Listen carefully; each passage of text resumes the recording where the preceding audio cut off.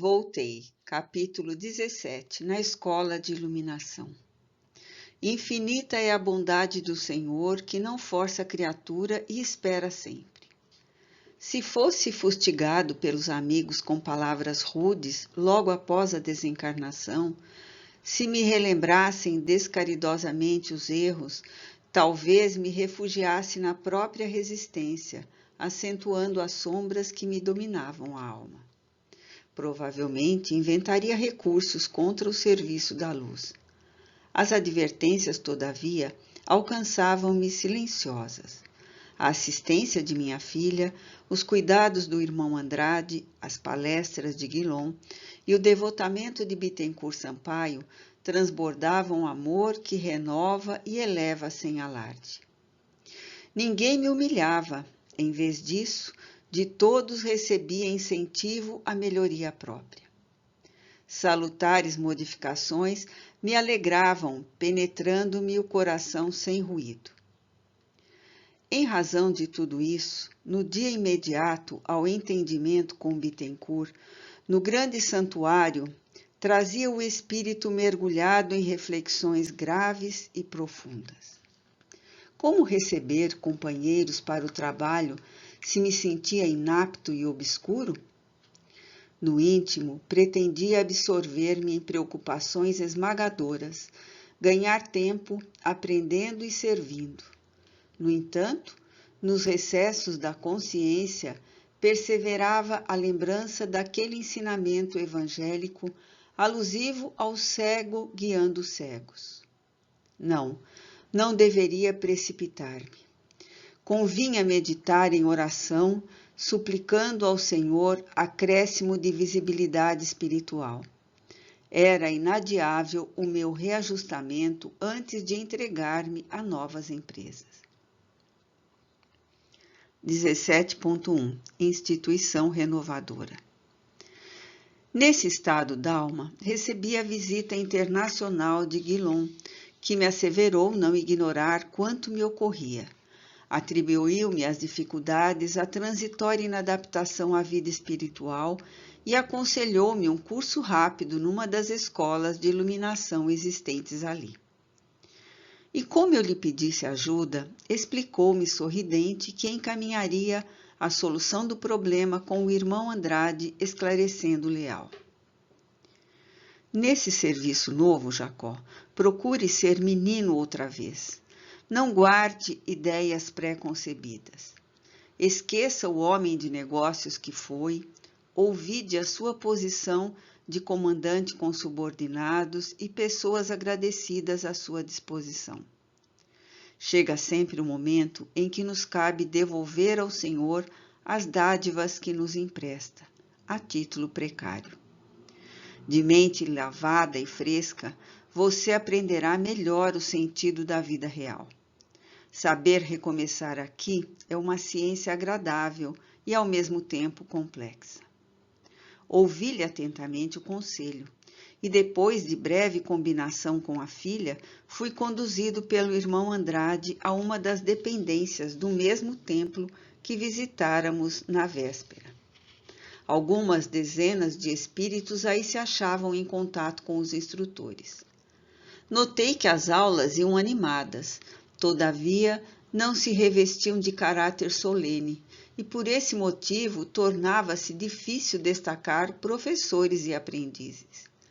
Tudo simples e cordial. Primava o ambiente pela expressão acolhedora. Dissertações graves em fraternidade envolvente.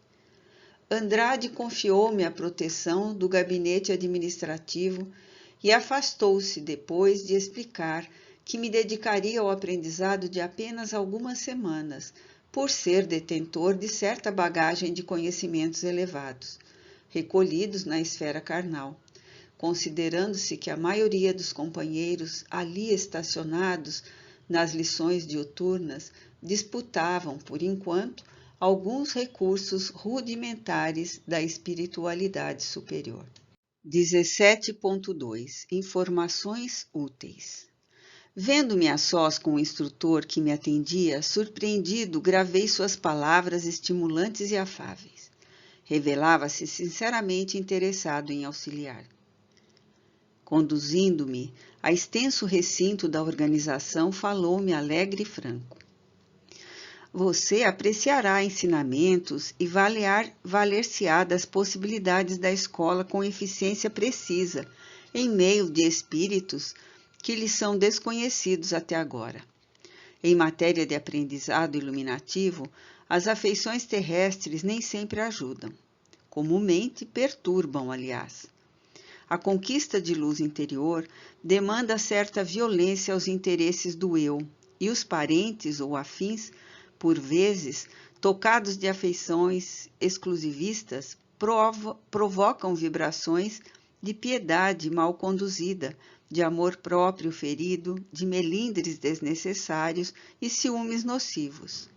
Isto, na maior parte das ocorrências, envolve a alma numa redoma de perigosa ilusão, tal como se um material isolante nos afastasse do clima real da vida.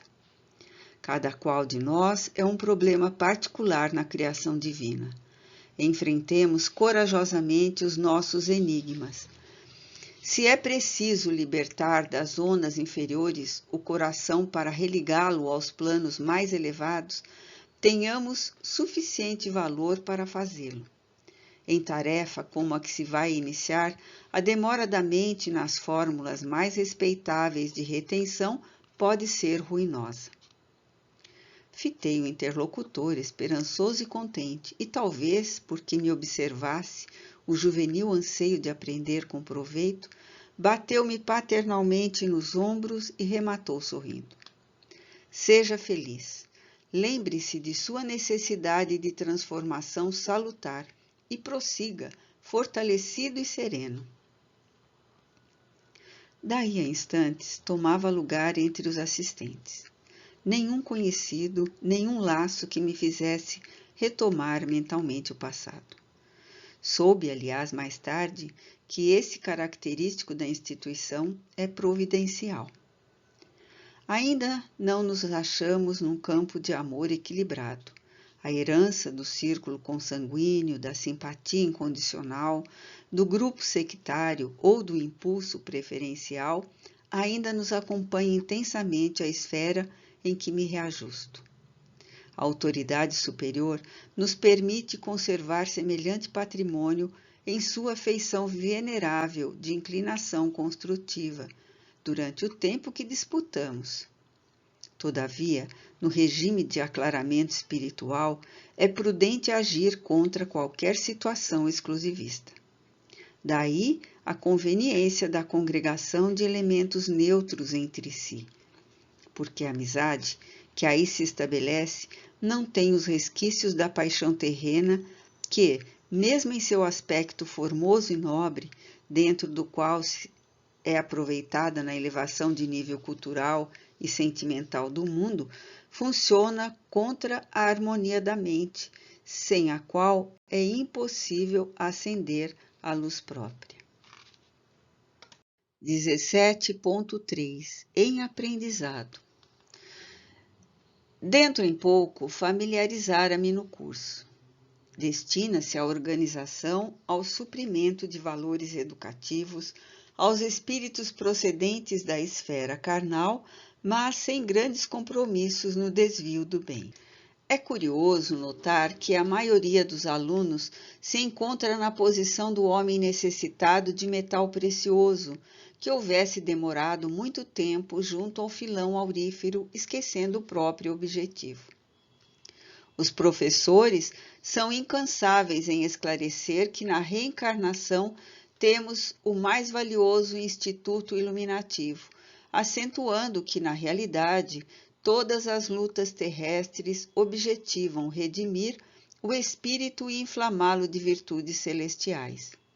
Acrescentam, no entanto, que, chegado ao santuário do corpo físico, o homem olvida os imperativos de sua permanência nos vários degraus da preparação e passa a perseguir inutilidades ou vantagens efêmeras, quando se não arvora em observador tirânico ou impiedoso crítico dos próprios irmãos de luta.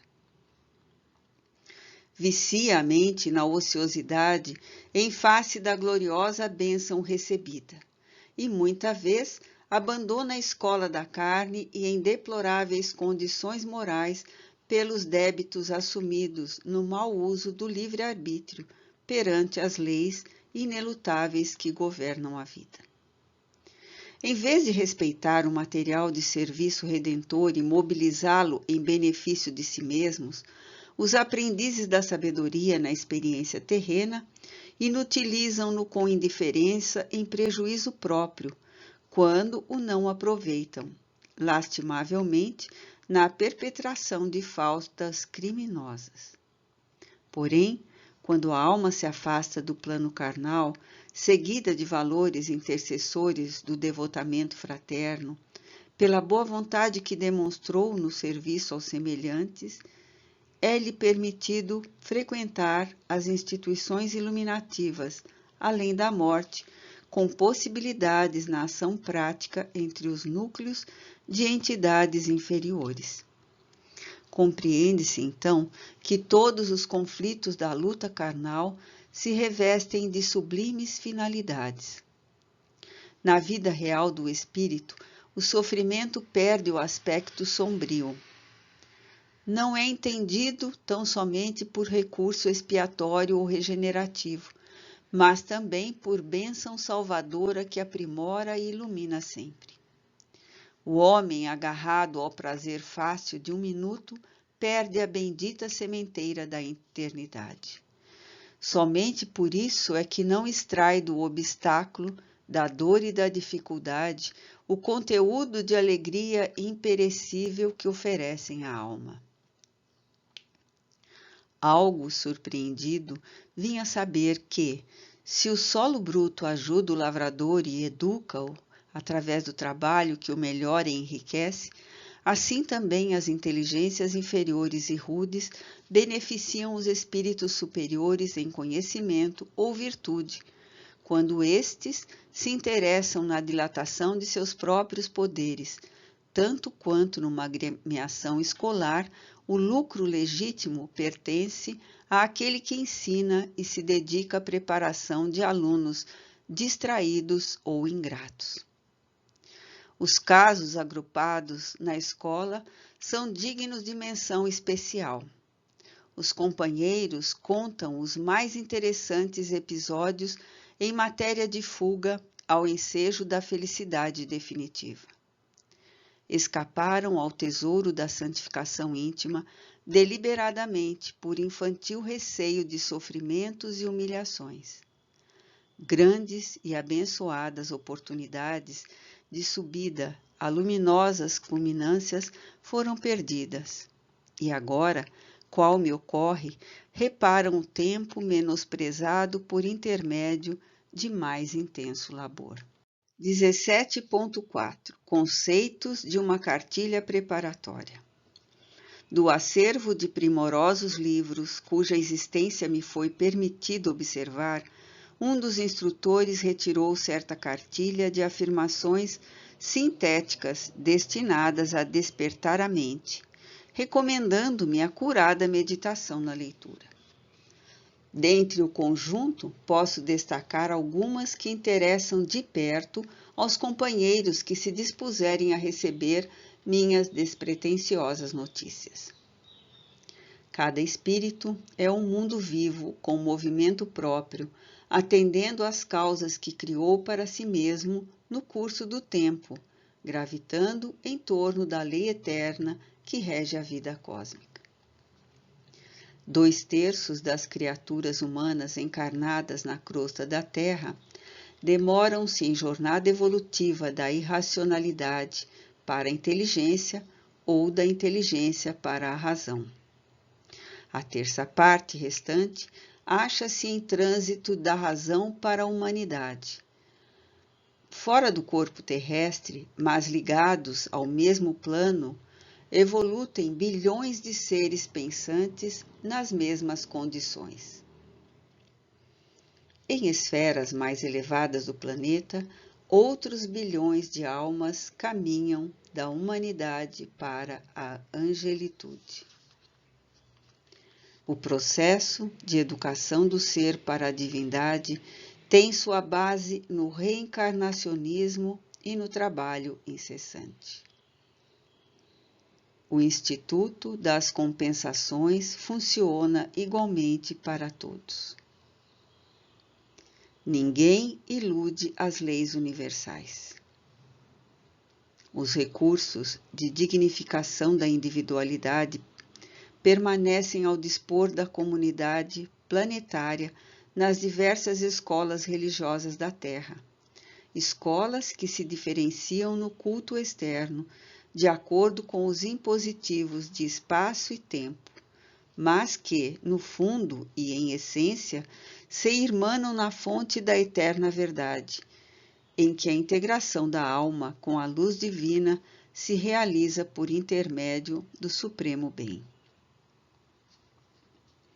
Jesus é o ministro do Absoluto, junto às coletividades que progridem nos círculos terrestres. Os grandes instrutores do mundo, fundadores de vários sistemas de fé, representam mensageiros dele que nos governa desde o princípio. Toda criatura humana possui consigo as sementes da sabedoria e do amor. Quando ambientar esses divinos germes dentro de si mesma e desenvolvê-los amplamente através dos séculos incessantes, conquistará as qualidades do sábio e do anjo, que se revelam na sublime personalidade dos filhos de Deus em maioridade divina. Enquanto no corpo de carne, muitas vezes, apressadamente, como se devorasse qualquer alimento sem mastigá-lo, tomei conhecimento das instruções de ordem superior. Entretanto, ali, à vista das circunstâncias em que me encontrava, a leitura me obrigou a sérios pensamentos.